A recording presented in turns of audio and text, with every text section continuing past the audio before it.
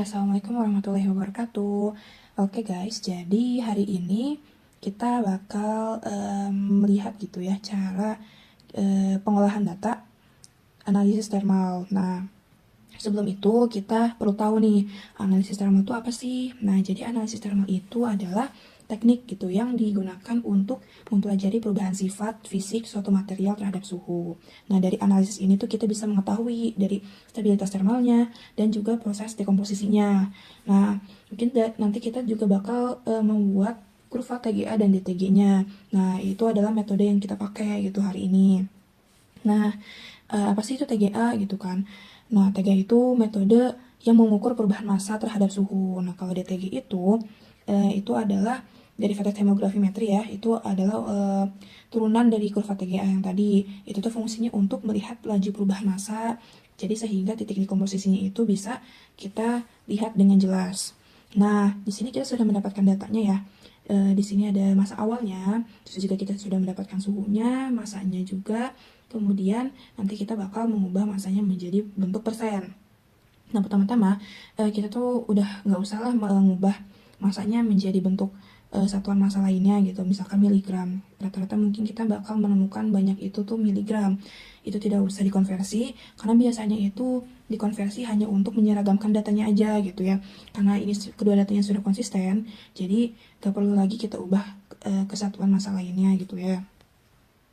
Nah, kemudian kita coba hitung masanya ke dalam persen ini. Ini tuh untuk ya biar nanti bisa dibandingkan gitu. Jadi nggak bergantung pada masa besar kecilnya masa gitu ya. Besar kecilnya masa awal.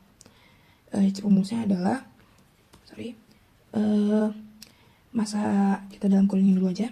Masa awal ini, masa sampel ini kita bagi dengan ini masa awal. Nah, ini kita kunci dulu.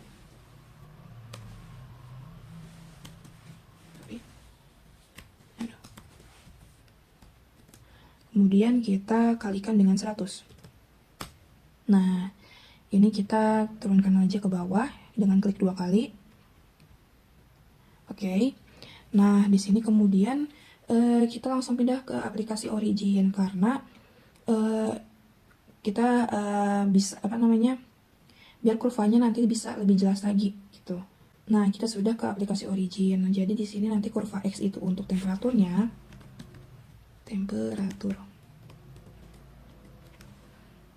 Dan di sini untuk masanya. Nah, tadi ini masanya itu yang dalam persen ya. Dan temperaturnya ini untuk yang dalam ini derajat Celcius.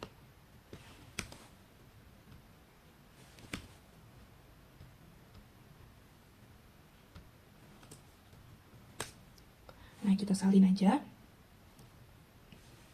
Kita Ctrl Shift page down, baru kita copy.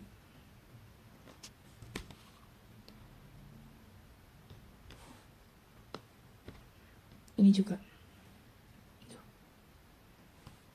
Ctrl Shift page down, copy. Nah, ini kan sudah kita salin gitu ya data-datanya. Nah, kemudian kita blok dua-duanya ini untuk kita mendapatkan kurva TGA-nya dengan kita pencet yang ini ya, yang bawah ini. Nah, ini sudah jadi kurva TGA-nya. Ini adalah kurva TGA-nya ya. Ini kita ubah dulu aja ininya. Propertiesnya from-nya 0.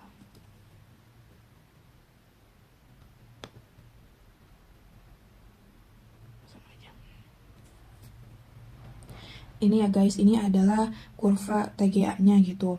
Nah, ini tuh kita bisa lihat di sini tuh adanya penurunan massa terhadap suhu gitu ya. Nah, penurunan ini tuh bisa terjadi karena adanya proses penguapan air pada suhu rendah atau pelepasan senyawa volatil hingga dekomposisi material pada suhu tinggi. Nah, tapi untuk ini kurva TGA aja tuh nggak cukup jelas gitu untuk menentukan thermal event yang terjadi. Nah, karena ada beberapa penurunan yang bisa terlihat menyatu atau kurang tegas gitu. Jadi makanya kita perlu membuat kurva DTG agar thermal event yang terjadi itu bisa terlihat lebih jelas lagi. Nah, untuk membuat kurva DTG, ini kan tadi sudah kita blok gitu ya. Itu tuh kita perlu menurunkan lagi menjadi membuat bilang derivatifnya gitu. Caranya adalah ini kan kita blok, terus kita pencet analisis, kita pencet matematik, kita pencet differentiate, open dialog, ini langsung kita oke aja. Nah, di sini kita sudah mendapatkan derivatifnya, data derivatifnya. Itu satuannya adalah persen per suhunya ini ya.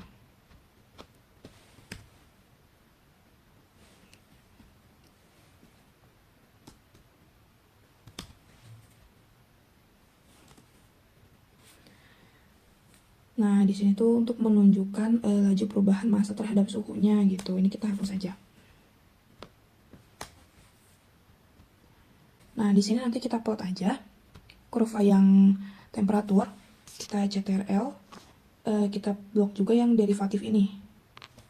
Kita blok ini ya, data yang temperatur sama derivatif yang tadi kita sudah dapat, kemudian kita buat lagi aja kurva seperti tadi.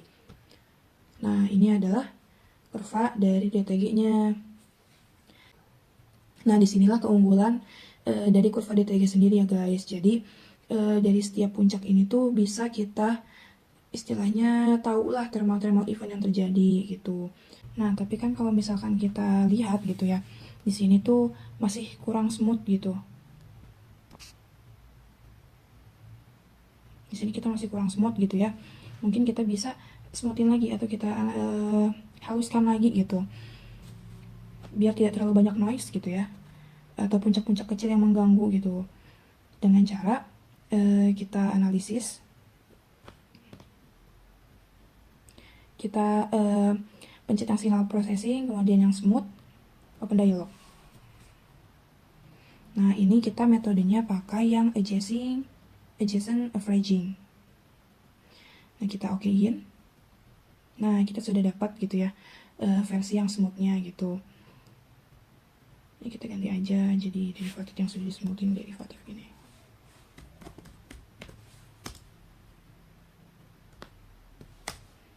Ini kita hapus juga. Kita ganti ini. Nah, ini yang sudah kita smoothin ya. Nah, habis itu kita lanjut buat lagi grafik yang sudah kita smoothin. Grafik DTG-nya kita sudah smoothin. Nah, ini ya guys, ini kita sudah smoothin.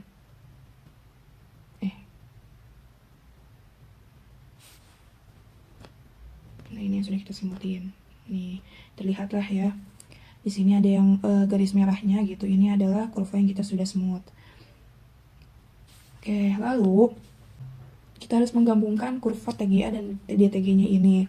Digabungkan dalam satu grafik. Kita menggunakan fitur double y-axis. Nah, ini. Kita blok juga yang ini ya. Pakai yang ini. Nah, ini guys, yang di bawah sini yang gambarnya grafik di double y. Nah, kita sudah dapatkan grafik gabungan dari DTG dan TGA-nya. Nah, ini kita ganti aja size-nya ya, biar bisa kita lihat lebih jelas. Kita ganti jadi 2. Untuk warnanya sih terserah kalian ya, sesuai selera aja. Ya, aku ingin warna hitam sama biru aja. Ini ya untuk kurvanya. Nanti kemudian kita ubah juga scale-nya. Misalkan ini tuh bentar. Yang ininya guys. Ini kita ubah yang ini. Jadi misalkan tadi berapa? Sekitar 30 mungkin ya. 20 dulu coba. Atau 0 segini, berarti coba kita coba 10. Ini harus nempel ya guys. Oh, terlalu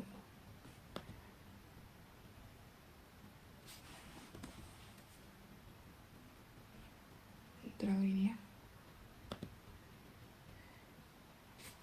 25. Nah, ini harus nempel. Kemudian yang ini juga. Ini kita sekitar 690. Itu 690. masih kurang nempel, mungkin 180.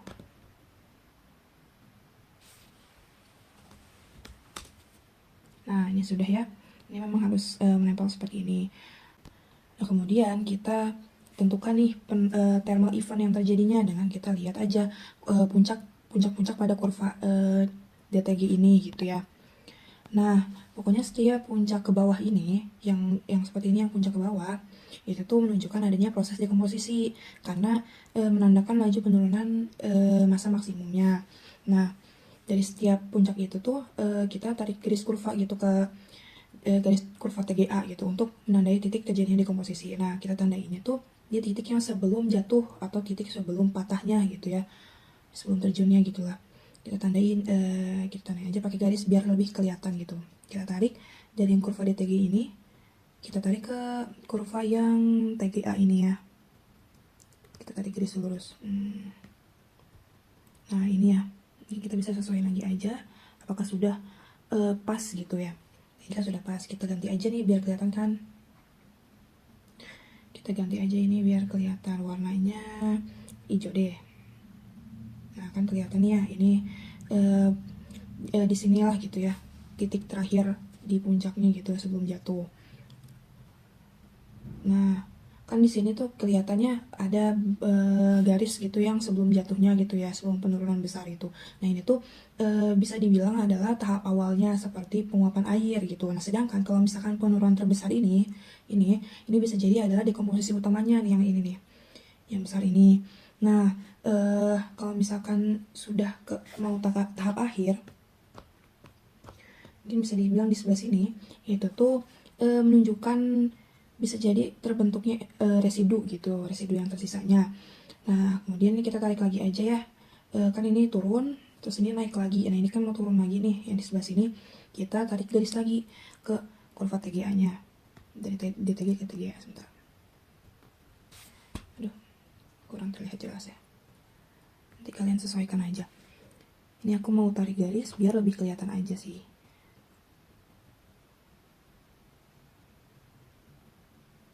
Kira-kira sudah lurus, kita ganti warna.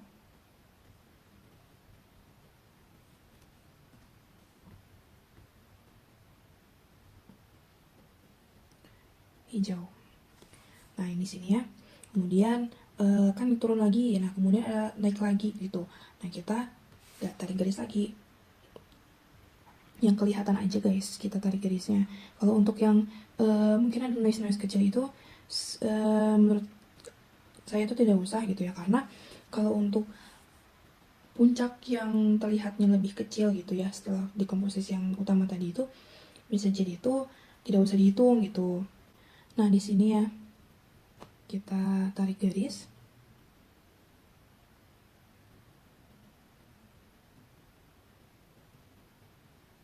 Yang lurus guys. Kita ganti warna lagi. Nah, kalau aku ngelihatnya sih ini sampai sini juga ada puncak, karena nanti dia akan turun lagi gitu kan. Tarik lagi aja garis.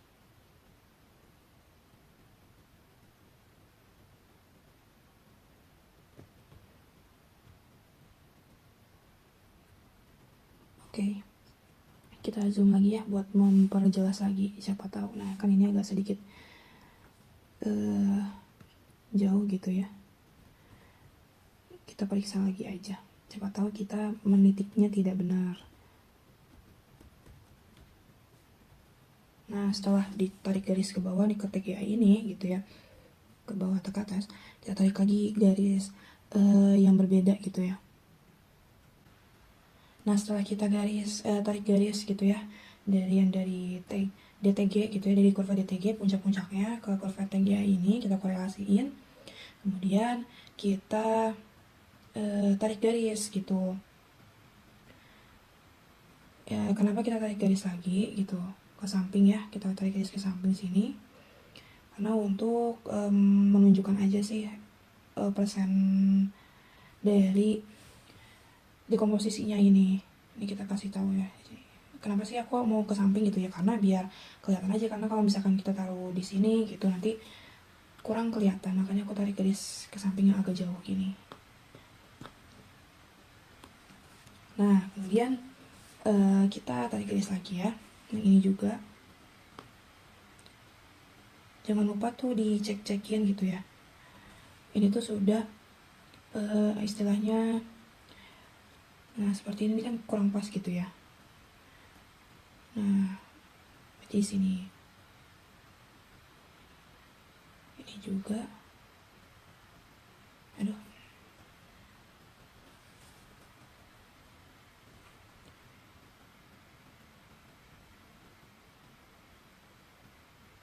Kita tarik garisnya agak jauh aja, ini juga sekalian nanti kita warnain di belakangan. Nanti kita rapihin juga belakangan. Nah ini ya, kita warnain yang beda, nanti sekalian kita rapihin.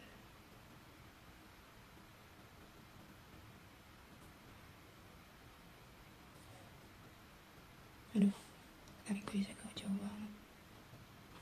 Nah ini kita rapihin aja.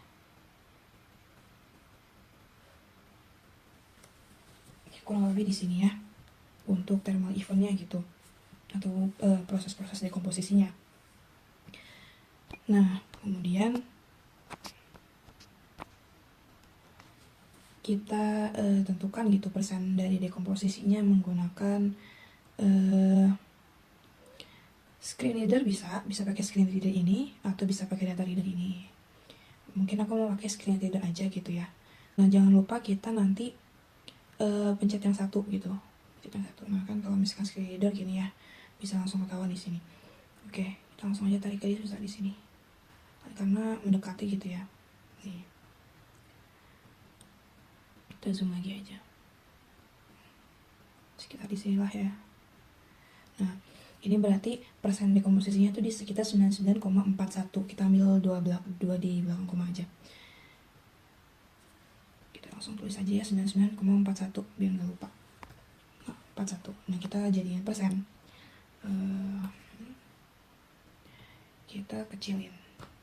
Sekalian aja kita rapihin guys. Nah 99,41. Nah kemudian yang ini juga kita tarik garis. Kita screen reader maksudnya. Di sini ya.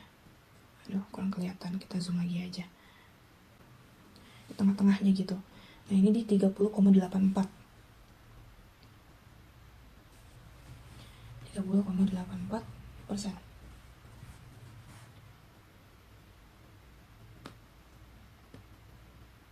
Nanti dulu deh. Kemudian yang ini juga.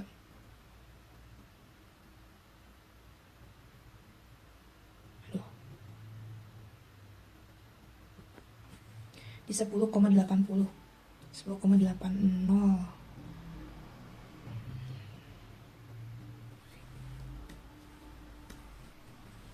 persen.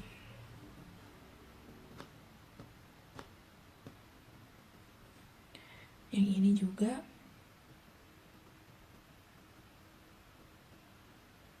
di sekitar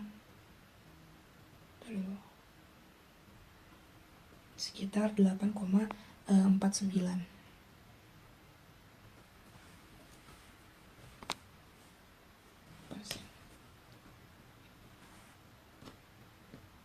Nah ini kita rapihin aja ya guys.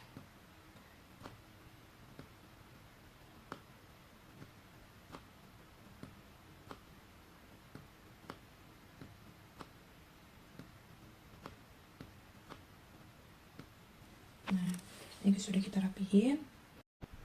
Nah kemudian ini kita kurangi gitu yang sebelumnya gini dengan yang sesudahnya. Bisa terlihat lah seberapa besar dekomposisi yang terjadinya. Kita panahin aja gitu ya. Dari yang di sini sampai ke sini.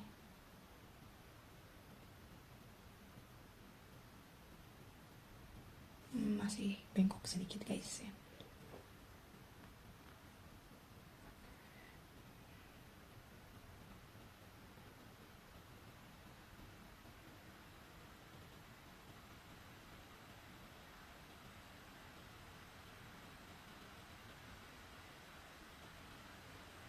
Ya guys, aduh mungkin nggak terlihat, kita geser. Nah di situ ya guys. Ini kita hitung aja, kita selisihkan Dari yang tadi 99,41 dikurangi dengan 30,84. Ya, hasilnya adalah 68,57. Berarti ini besar dekomposisi yang pertama ini adalah 68,87. Kita tulis di sini aja lah ya. 68,57, sorry, 57%. Langsung aja kita rapihin.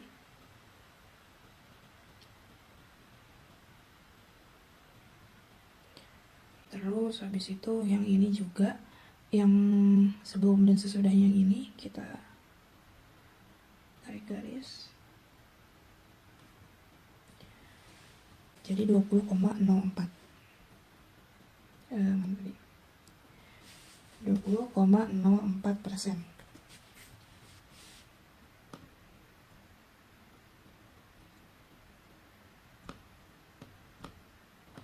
Kemudian ini yang 10,80 dikurangi dengan 8,49. Hasilnya adalah 2,31. Nah, ini dulu ya. Lupa. Sorry. Ininya ya, guys.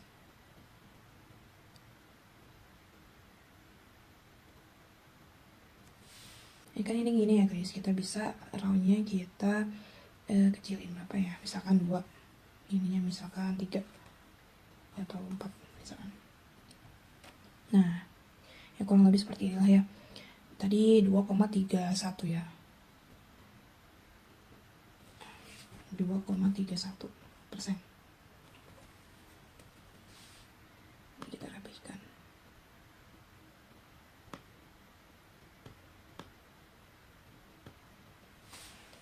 Nah, ini kita sudah mendapatkan, sudah mengetahui berapa besar gitu ya dekomposisi yang terjadi. Tapi sebenarnya untuk penurunan massa gitu yang kurang dari 5% ini seperti tadi ini 2,31%, itu tuh biasanya dianggap tidak signifikan, sehingga sebenarnya tidak perlu lah dianalisis lebih lanjut. Sebenarnya ini tidak perlu diajak juga nggak apa-apa gitu. Yang terakhir yang ini nih, ini 8,49% dengan besar dekomposisinya. Dari yang dekomposisi yang ketiga ini itu cuma 2,31% doang bedanya besarnya gitu ya. Jadi sebenarnya tidak apa-apa kalau misalkan tidak usah dihitung.